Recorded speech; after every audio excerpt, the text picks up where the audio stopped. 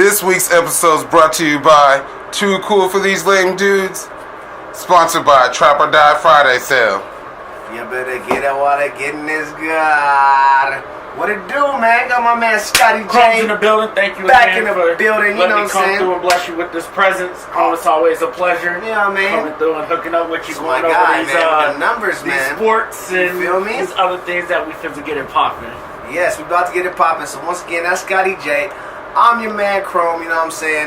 This is Sports Talk Raw, where we smoke, we drink, we keep it real, and we tell y'all how we feel about these sports, you know what I'm saying? This week's episode, we're going to be talking about a lot of subjects. We'll touch on some scores in tonight's basketball games and whatnot, but we're going to talk about a lot of subjects this time.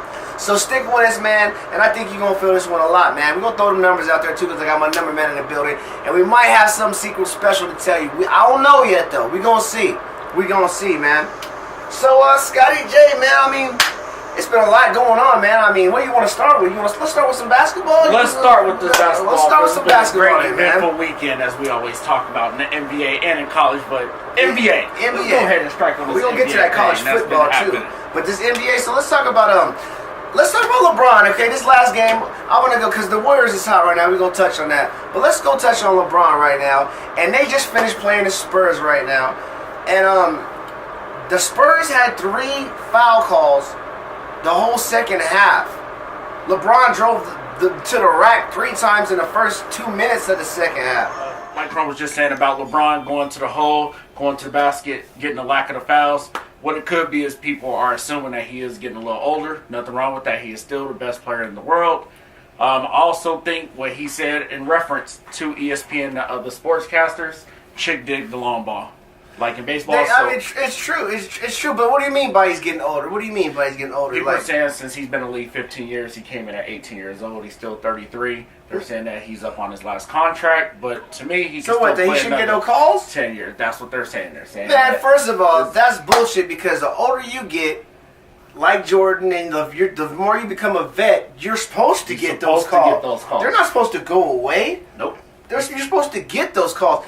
And if you're a Michael Jordan-esque type person, which LeBron is, you should be getting those calls after being a 15-year vet. But he's getting less calls and less calls, and he's driving into the hole. But like he said, chicks love the long ball. Every motherfucker love the three-point shot. And I see that shit. You sit there, niggas kicking their legs out. People are doing all this other kind of stuff to get fouled, and they're getting more foul calls on the jump shot. But when you go to the hole, they're acting not like showing no respect to you in the paint.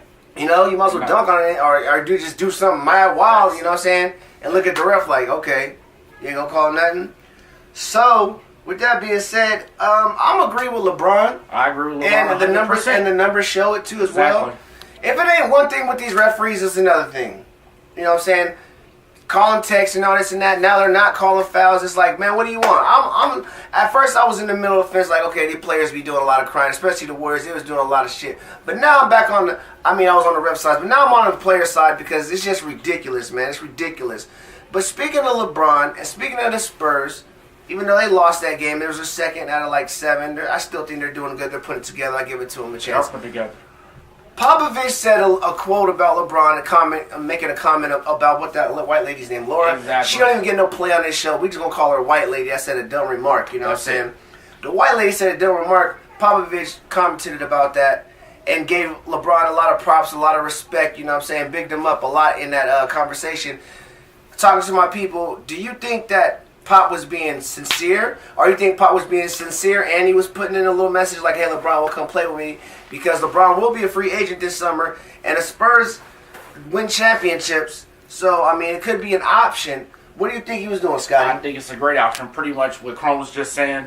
Greg Popovich said LeBron is a greater leader off of the court, and he will have more social impact off of the court than he will on the court. He said that he wants all of young America to look up to LeBron. His whole 15 years in the league, we're just going to talk about 20 years. The last 20 years of LeBron's life has been under a microscope. He has not been in any trouble with the media. Only thing he had was one He don't smoke ticket. or nothing. He don't smoke. Or nothing. Shout out to Nuke Bomb. Shout out to Nuke Bomb. Shout out. He's been in no trouble. He had one speeding ticket. That was it. He was 18 years old, just like everybody else. But some of my sources, I can go ahead and just say it, Mitch Moss, courtesy of Sirius XM Radio, saying that he just bought another house in LA, and he is actually shopping for a house in San Antonio and Houston. So take what you want with that grain of salt. So what I'm thinking now... There goes the insight there. There's a little bit of insight right there. Thank you, Mr. Mitch Moss, for that. Brett Musburger, we ain't forget about you either. We're going to get you to come on the show, Mr. Brett Musburger. If I got to personally text you, we got a seat ready for you. We right always here. have a seat ready for anybody that wants to get it. I don't discriminate. Nope. I don't hate. This is the spot where you can come through and get your yapped off. You feel me? And that's just what C.H.R.O.M.E is saying. Mr. Brett Musburger, we got an open seat for you, Mitch Moss, or anybody. Come on up. It's the seat ready right here for you. So back to what we were just reading. I had a brain fart already. Just what we were just thinking about. Reiterating about the LeBron situation. Yeah. Pretty much what's going on, like we were saying. What I think personally, he did say Greg Popovich is the greatest coach alive. And he also threw that little slight at Phil Jackson earlier. 2 years ago when he called LeBron James, Maverick Carter, and his crew a posse. Yeah, I remember that shit. Back in the day, he said, I'll never respect Phil. So that's why he slid Phil and said Greg Popovich is the greatest coach. That could be a good play. And I think Popovich definitely is one of the greatest coaches, and better than Phil, because I don't like Phil, because Phil just played with the Lakers, and I don't feel that shit. I don't feel it. Well, staying on basketball with my man Scotty, let's go ahead and jump to the Thunder against the Warriors. Okay, we got a couple things to talk about this. Before we dive into the beef with all the kicks and the tripping and all that shit, let's go with just the overall game. The Thunder lost this game by about 30, 32 points, something like that. I think it was 80 to 112. The Thunder was hanging with these cats until Zaza fell on Westbrook and he got hurt. But even before that, the Thunder were, well, not even Thunder, Paul George, 1 for 14. Carmelo shooting terrible. Westbrook shot terrible. All of them shot terrible. But I'm hearing all these things saying, okay, the Warriors, they just proved that they can smash the Thunder whenever in a blink of an eye. First of all, Westbrook got hurt. And second of all, why are they acting like the first two games the Thunder didn't beat them the first two games at home and over there? So all of a sudden the Thunder win by 30 points and the Warriors win by 30 points and the Thunder are no competition? That's bullshit how they playing them to the left like that. They got blew out, but you know what? They played a terrible game, and before the homie got hurt, they were still only down by 5 points after playing a terrible game. So you can't tell me that the Thunder cannot run with them boys. Do you disagree, Scotty? I agree with you 100%. Best of 7, I believe that series can go 7. Even though the Warriors will have that home court advantage. If Melo can come in and just give you the scoring that he's capable of, you got Paul George. You got Brody. You got Westbrook. You got Steven Adams who can play big. Only thing now is the bench versus the bench. That's the only problem I have. You playing 3 against 7 pretty much. Yes. Because the Warriors, they just come out. You can get Nick Young, Swaggy P to come out on a regular night. He told you when he signed his contract, all I'm doing is coming off the bench and shooting. I mean, that's all you need to do. And then look, who the fuck's gonna hold Swaggy P when you got other niggas to hold that are way more important? That's gonna make a nigga like Swaggy P way more confident in this shot because you know he ain't gonna be getting held like that. They're gonna be paying attention to these cats.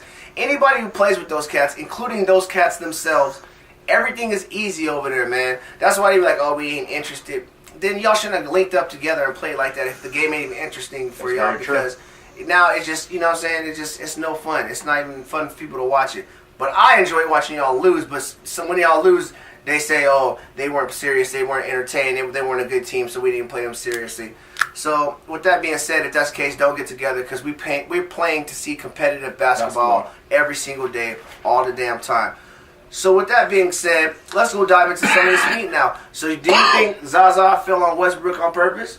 Me personally, I really think he did. If you look at Zaza Pachulia's history, he's got a long history of bumping into people, running into people. First off, let's just talk about the Kawhi Leonard incident that happened last year when Kawhi Leonard was on that corner shooting the jumper, and he acted like he boxed him out and stepped directly on his foot. Kind of like when Draymond Green keeps kicking people.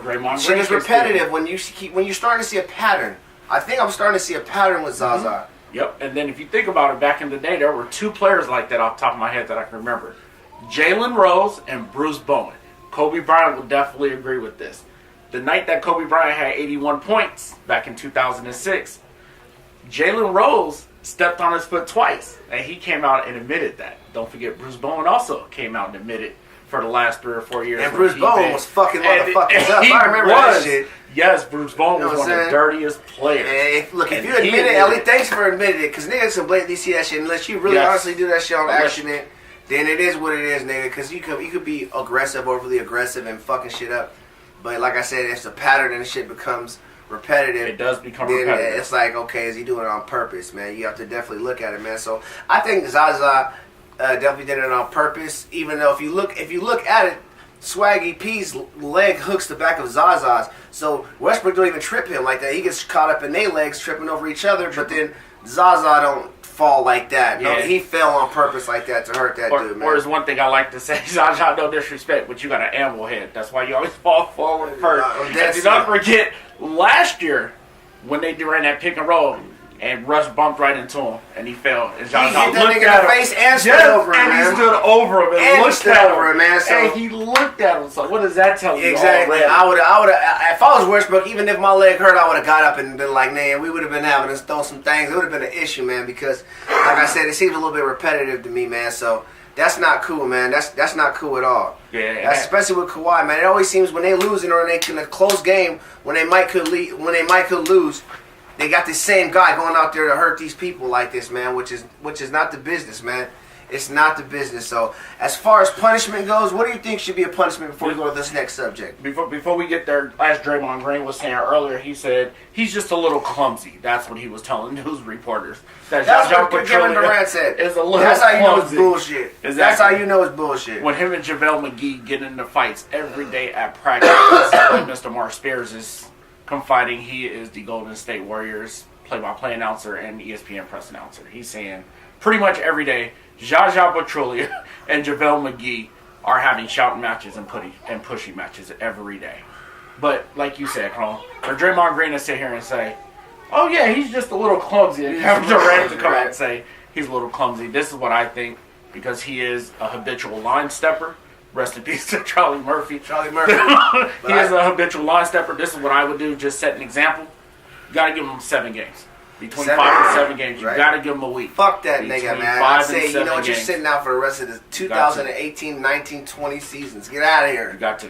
You got to give him between 5 and 7 games. That's just me. If I'm Mr. Alvin Silva and I'm commissioner of the league, you got to get minimum 5, maximum 7. There you have it. There you have it, man. Staying on this OKC situation.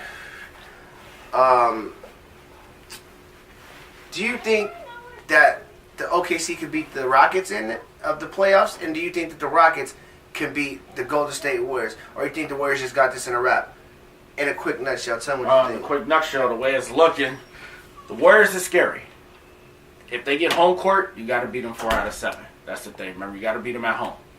That's the only scary part. If a team that can do it, probably got to roll with the Rockets as of right now. From the time that we're filming this, you got to go with the Rockets right now. But if I had to, I would like to see OKC. I would love to see OKC. I think they match up better. I think they can run just as well as Houston can. Mm-hmm. But Houston and OKC both beat them twice, I think, this year already. They both beat them. I know OKC did for sure, man. But that's just the biggest part right now. You just got to get home court, and you got to beat them 4 out of 7. You got to beat them 4 out of 7. We will see. Either one of those two teams. We will see, and it will be one of those matchups coming up, one of those 3 matchups. So make sure you stay tuned to those Western Conference playoffs, and I know you will. But speaking of Western Conference and playoffs, not even Western Conference, but just playoffs and teams, there's teams out there tanking right now. Do you think that's a good thing, a bad thing, a necessary thing? The Kings is out there still fighting even though we lost 3 in a row. Don't think we out there tanking, nigga. I wouldn't even allow that. I'd make the phone call like, niggas, put the stop on that, nigga. We about W's over here. But how you feel about tanking? You think it's something necessary? I like it. Playoffs? We talking about playoffs? Tanking? This is going to be the last official year because if anybody knows, starting next year in 2019, they're doing that playoff thing now. It's official? It's not official, but they're going to do I don't where think you they can't should, tank. though. I don't like it. Yeah, they're going to do it to the point where you're not allowed to tank anymore because you won't have any more, what do you call lottery balls in the bucket after this year. So I think as far as the tanking goes, I'm not a fan of the tanking. Trish Mo. Like you said, I like Mr. Bogdanovich over in Sacramento. They play hard. Yeah. They play hard every night. They play hard. I'm just not a fan of tanking because it's giving your fans something not to show up to the games for. How are you going to get your revenue? How are you going to sell jerseys not knowing if this player is going to be here this year? Right. If this player is going to be here next year? I'm not a fan of the tanking. Let's just go all out and just play. Yeah, just go out and play, man. Just go out and play. Man. Yeah, just go out and play. Y'all being professional, I know y'all get paid and all that good shit, man. Y'all shouldn't want to fucking lose anyways. And I hear people say that, and some athletes, all right. But I don't play professional sports, so I can't tell you what goes on behind the scenes. And if they was throwing money at me to lose, I don't know. I don't know how it goes. But speaking about people throwing money at people, let's jump from this NBA to this NCAA. Or before we go to NCAA, shout out to Blake Bortles. He just got a 3-year extension for $54 million. He got his paper, you know what I'm saying? Right. Decent job, you know what I'm saying? But now let's go to this NCAA football. Congratulations, Blake Bortles, for somebody who went 5th overall. They didn't even want you there. You got some money. Got some money. And not NCAA football, but NCAA basketball. All these powerhouses, the shit done hit the motherfucking fan, man. Everybody's found out. Everybody's getting paid. They got people on paper, FBI going at it. They got coaches. They got Duke. They got North Carolina. They got Louisville already. They got teams going down now. We all know how we feel about it, man. This is the thing. Do we think that people either they should not get in trouble, or if they do get in trouble, they should start paying everybody right now, point blank period, because these colleges and everybody else is making $1 million off these kids. And just like Patino said, man, hey, I'm playing by the rules, even though these rules aren't written, but everybody does it. Everybody know everybody getting paid. That's very true. It ain't no secret. So now what you going to penalize them and the kids in a place like that? Nah, man, it's a bunch of, the system's messed up, man. They need to fix that. And I personally believe that none of them get penalized because everybody was doing it. And everybody's still doing it. Exactly. And so, I mean, it sucks you ain't got enough paper as the next dude, but this is the world we live in. It is doggy dog. You can imagine some other stuff and act like it's a fairy tale, but it's not. And plus, these young men are broke. Some of their parents, they need some money. They need that. They actually need that. Not even want it. They need that. They need it. Yep. So pay these kids and you can't be mad at them for accepting that. And then shout out to the colleges that was paying them, especially pay good. Because I take it. And realize that I would have took it too. You feel me? I would have took it too, man. So, you know, it is what it is. It is what it is, and I agree with you, Carm, everything you're saying. That's like saying you the head coach at ABC University, I'm your assistant coach, and then we got T-Nutty in the background, who's the executive director of player personnel for ABC College. You don't know what's going on. Right. You don't know what I'm doing 24 hours a day. Exactly. You can't eat, sleep, and shit and worry about what I'm doing. Exactly. I'm out here at Chicas Bonitas. Shout out to Chicas Bonitas. Chicas! I'm at Chicas Bonitas. Got them over here, trying to recruit them over at, I can't say what high school, but ABC High School over in the area. You feel so me? How do you know what I'm doing? Right. All I'm doing is coming to you and saying, oh, I got Chris Smith, who is a 5-star player. How's he coming to ABC So you don't think it's the coach's fault? Because they don't know about it, or I think 95% of coaches know. They have to. I think so as well. I think they leave it in the lower tiers as far as their director. Now look this. So if somebody had to get in trouble, whether it be coach or player, who do you think should get the blame for it? It's the coach, because the coach is the coach in the school. I feel the coach. You don't think the player should get no kind of penalty? I feel the player should get no penalty. Or, as me and Chrome was talking about off camera, let's just do it like this. Let's just sum this all up. Let's go back, skip the one and done rule. Remember, we talked about this. This is why they doing it. Think about it. What's the bigger percentage of African Americans that are playing sports? Football and basketball. At what sports do you have to wait 1 year or 3 years out of high school? Football and basketball. That's all. Men lie, women lie, but these numbers don't. Hey, so go ahead. So then on top of this, let's just skip the whole NBA, or let's just skip the whole college rationale. If you don't want to go, skip the one and done rule. When we were doing one and dones 10, 15 years ago, remember the G League didn't exist. If you don't want to go to college, go to the G League. Let's have it a even level playing and base field for salaries. Let's start the kids off at $50,000 to $60,000 a year. Go there. They should do it like they do in baseball. T-Nutty will agree with me. Before you graduate high school, you have to go to college for 3 years, or you have to go directly to the pros. If you decide not to go to the pros by playing amateur or professional baseball, you have to wait 3 years. I think that's what they should do with the NBA. Instead of doing the one and done, you sign this contract, you have to stay in the G League for a minimum of 3 years. That's just what I think. I think we can just get rid of the whole system like that. I mean, that's fine, but I don't even think they should be trapped in the G League for 3 years. Because if let's say at least 1 or 2, because I mean, what if they're cold? You don't want to get injured in that bitch, and you want to make your money and get out of there. So I don't think you should be limited to 3 years. Yeah. But like you said earlier, if you guys missed it, football and basketball are the only 2 sports that are dominated by African Americans. When you get out, when you play baseball, they tell you, if you want to go straight from high school to playing, you're gonna get about $800 or $8,000, maybe $800. I don't know, whatever they pay you. But they don't trip off that. You go to hockey, you go play a little league straight out of high school type shit. They don't trip out of that. As soon as you will go and make millions of dollars, it's a problem. You make a little $100,000 on those 2 sports, they're not saying nothing at all. Nobody even knows about that or pays attention to that. Is it because of the NBA and NFL is much bigger than that, and it's much more money involved? What does that matter? You're still telling the kid to go do it less and the kid not to go do it more? Like, that makes no kind of sense, man. So they should definitely check that part of the game. Check that out and rethink it. Or as C.H.R.O.M.E would say, or shout out to my brother who's in the military, or everybody who is in the military. You 18 years old. Liddy! You can literally go to the military at 18 years old, but you can't make an adult decision on going to play professional sport. Right? Or you can't have a drink of liquor, but you can go give your life. You know what I'm saying? Okay, well, let's stay back on the sports, man. Speaking of beef, though, before we get off this basketball, I want to take it back to that game real quick with the OKC, man, and just want to talk about how Carmelo and Durant got into it, man. If I was Carmelo, I would have bombed on him because, he tried to pull his arm and swing him, and then after that, Carmelo pushed him like, I ain't that nigga, dog. Don't do that. And Baltimore. Two Baltimore kids going down. I love it. And then Durant tried to act hard. He got a lot of act right in this, or not act right, but act hard in the systems as he been with the Warriors. I don't know if them niggas got into the base streets and kicking with them hard niggas, but something's going on. This nigga just really feeling himself over there. Himself a lot. Because that shit was foul, like on front, man. You pulled Carmelo's arm first, tried to throw him, and then Carmelo's like, man, you could have yanked his arm out. So he's like, don't do that, man. Don't even do that, dog. Don't even do that, dog. You don't do that. Kevin, I respect you. I respect your game, but that was a little bitch move. I hate to say it that way. That was a little bitch move. It was a bitch move, man. Then Carmelo took off his headband and threw it on the ground. Right? On the floor. Carmelo was ready. He was ready. He told him, don't do that, man. He told him, don't do that. Don't do that. Carmelo was ready. Before we jump into these scores of the night, man, we're going to get up out of here. Before that, though, we got Tiger Woods on a small note. He came back.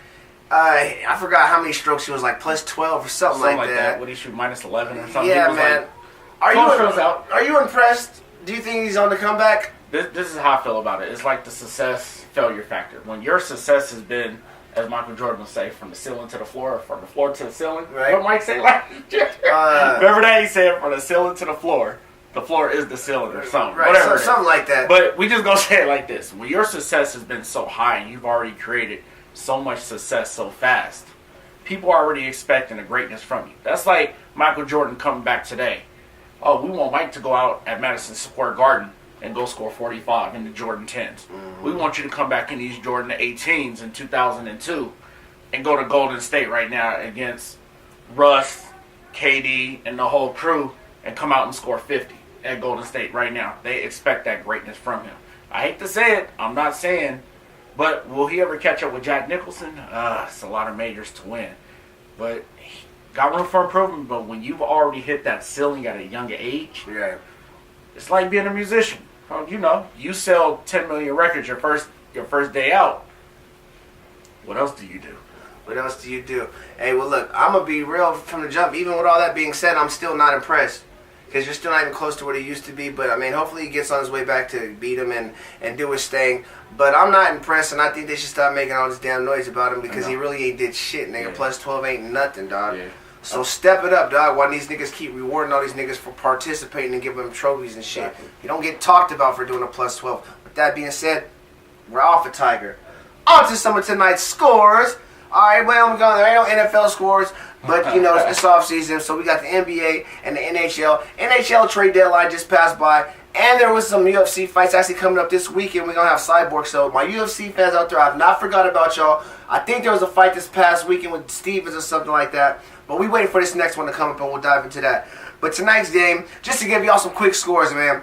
The Magic lost to the LKC 105-112. Westbrook had 8 points, 12 rebounds, and 11 assists. Damn, why couldn't he make one more shot to get that triple-double, man? Mr. Triple-Double Machine. Exactly. The Pacers lost to the Mavericks 103-109. The Mavericks swept the series with the Pacers. The Rockets are actually in game right now.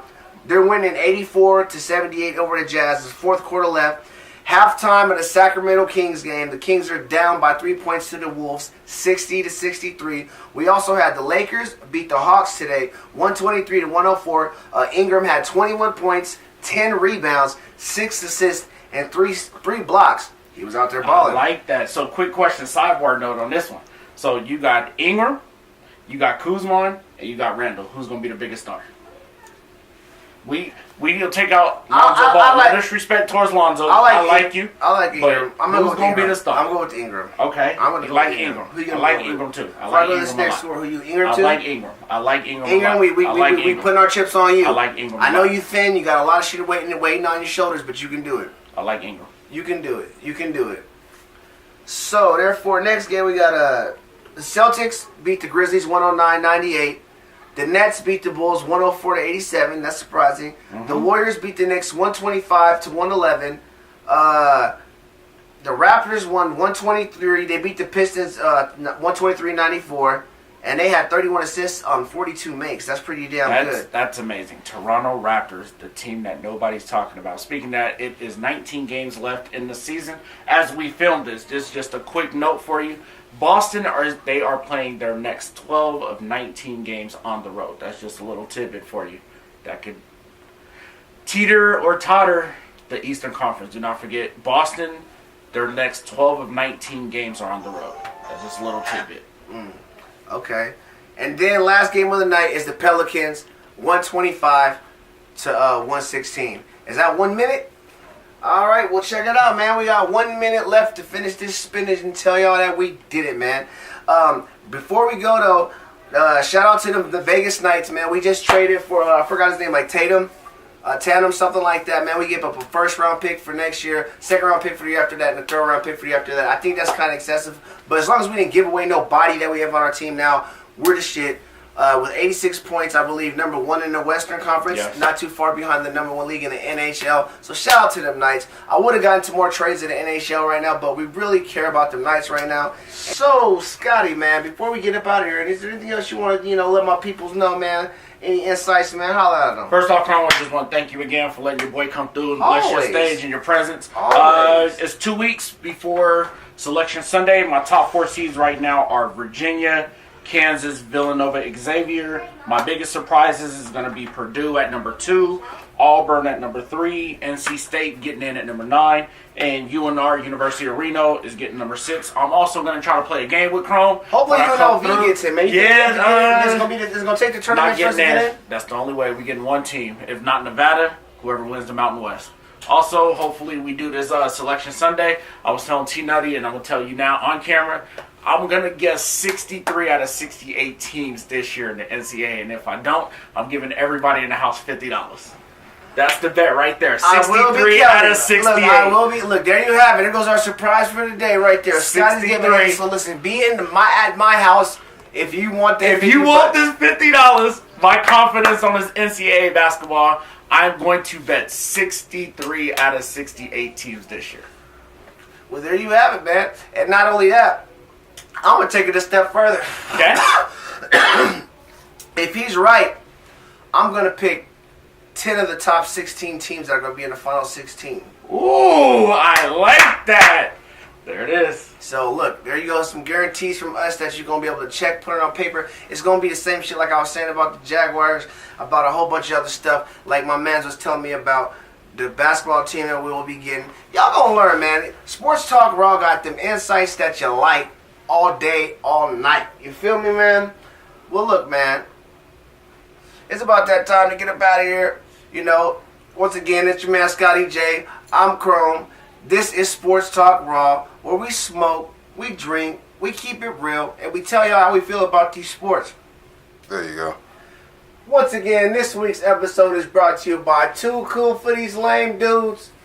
And it's always and forevermore sponsored by Trap or Die Friday Sales. You better get it while the getting is good. You feel me? Well, you know what I mean? Until next time, tell a friend, like, share, and do it again, man. Fit.